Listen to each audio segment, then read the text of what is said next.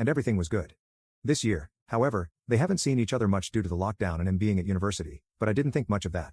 I didn't get to see her that much either last month due to the lockdown again. However, I've noticed that as the past couple of weeks have gone by, she's been a bit moody and quiet. I asked her about it, and she chalked it up to just being stressed and overwhelmed. Similarly, I have noticed my son being a bit withdrawn as well, but I assumed he's just been busy with school. When I finally saw her again this weekend, I really noticed it, so I called her out on it. It took some time, but she broke down crying, and admitted she cheated on me. I was shocked, to say the least, and I tried to get her to explain what she meant. She, again, confessed that she cheated on me, and it wasn't with some random stranger or a coworker. No, it was with my son. Just before lockdown started in November, she was out with her friends and bumped into my son at a bar. They had a couple drinks together, shared a taxi, and ended up smashing that night.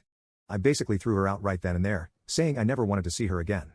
She was begging, pleading, and making a scene for me to forgive her, but I didn't have time to deal with that. I called my son to come over, and I confronted him immediately after he got here. He admitted everything AJ said was true, saying it was a huge mistake and was just in the moment, and begged me to forgive him. I told him he was no longer welcome in my home, and that I didn't want to look at him anymore. He didn't have anywhere else to stay, so he's at my mom's house at the moment. I haven't told her what he did, but she knows it's serious, given how close we have always been. AJ has been blowing up my phone and email, begging for another chance, and so has my son. I've packed up all, if not most of her belongings, and left it in front of her garden in a garbage bag. I even threw in the Christmas presents I got her too, let her enjoy them early. I'm absolutely distraught. These were the two people I loved most in the world. I wanted to marry her, maybe have kids with her, and spend the rest of my life with her.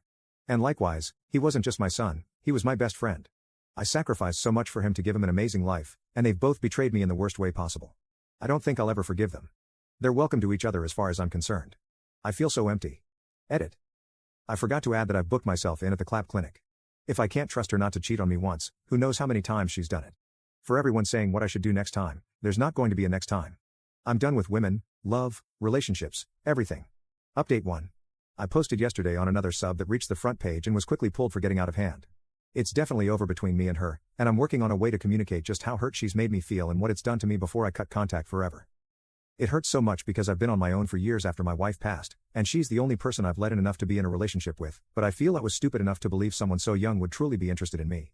I let my guard down and let the wrong person in. I can't feel awful enough about that. Maybe I deserve to be alone if that's who I find. I'll never trust anyone again. And my son, my own son, that's the one that hurts me the most.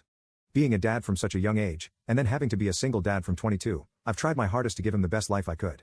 It hasn't been easy, but up until now, I wouldn't have traded it for the world. But God, I feel so betrayed by him. Don't get me wrong, he's my son, and I absolutely love him, but I don't see how he can make this right. All the respect I had for him has vanished. I don't trust him anymore. Edit. I've made 2 big decisions today. First, I've messaged my ex saying I want to meet up with her and talk. I'm not getting back with her, however, I want to see her face to face, look her in the eyes, and tell her how much she hurt me and that I want no more contact.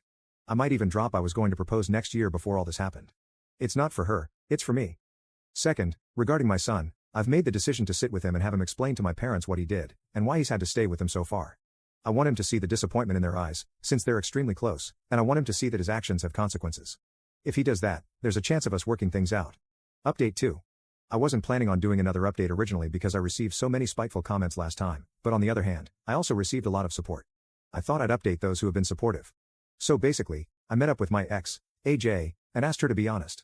I asked her to confess if there was anything going on previously, and if she's ever done anything with anyone else.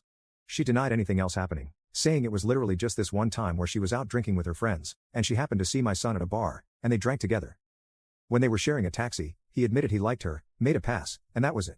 She was saying things like she'd never ever do it normally, but because she hadn't seen me for a little while, and he reminded her of me so much that night, it just happened. I told her to stop blaming the drinks or anyone else for that matter, and that she needed to own up to her own mistakes, no one else. Then, I told her she's the first person I've let in and loved since my late wife, and that I've been happier with her in the past 3 years than I was for years before that. I even told her I was going to propose to her. She broke down, telling me again how sorry she is and to please give her another chance, and that she'll never forgive herself. I told her she needs to one day, so she can learn from this, but that's it for us. I'm blocking her number, email, and I don't want any contact again, and I left. I feel much better after meeting her, as devastated as I am. I do feel like that's a bit of closure. Simply to see that I don't really hate her, but actually pity her, through not being able to control her herself and keep it in her pants, it's cost her a relationship with someone she cares about, and likely will affect her relationships for years to come. Not that I don't think she's any less responsible or deserves what she gets, it has helped me to truly see how immature she is. Before this, I was blissfully ignorant because I was happy. Now, it's made me really conscious of it, and it'll never happen again. As for my son, I realized the other day when I made my post I was very angry, and the way I was typing seemed like I was going to flat out disown him. But let me stress that he's my son and I love him dearly. He's also my wife's son, and I could never just get rid of him, but he has let me down and really hurt me, and I have lost not just all respect for him, but trust as well. When I met with him and heard his side of the story, it was largely the same as hers, but the difference was he said she was being really flirty with him, and she said he really reminded her of me, and that's when he told her he had a crush and made his move. I told him what I wrote out above, that I love him, but have no respect or trust for him anymore. I also told him about my plans, that I was going to propose to her and even have him as my best man. He was gutted, just really silent and started crying. I told him we need to have no contact for a while, he needs to get a job and not work with me on weekends like he does at the moment, and we need to talk to my folks to see if he can stay with them for a bit. He also needed to tell them face to face about what he did, and own his mistakes like a grown-up. So I drove him there and he told them. They were devastated, not just upset, but the look in my mom's eye, I'll never get over that. She told him how disappointed she was in him and that she never thought he'd do something like this. I asked her if he can stay there for the foreseeable future, but not for free. He has to pay his own way, proper board, contribute towards the bills, buy his own food, and she agreed out of respect for me. I also sat him down and showed him that I'd transferred over a large amount of money, and explained that was the money I was saving for AJ's engagement ring, but seeing as what's happened, I want him to have that as a reminder and to use it to pay his grandparents' rent if no one else. He was absolutely stunned at that, trying to give it back. I told him if he does that, we definitely are done. We've agreed on no contact at least until Christmas, and then we could spend Christmas together. I've been largely reflecting over the past few days, mainly on myself and why I went for AJ in the first place. I was extremely flattered when she asked me out, even though I'd never normally consider anyone that young, but in hindsight, she was the same age as my wife when she passed, the same ethnicity, and also did the same sort of job. So I guess I went for it because she was like my late wife, which honestly makes me really sad. I know I can't blame anyone else for that, but it also makes me realize that AJ was my only second ever serious relationship in my life.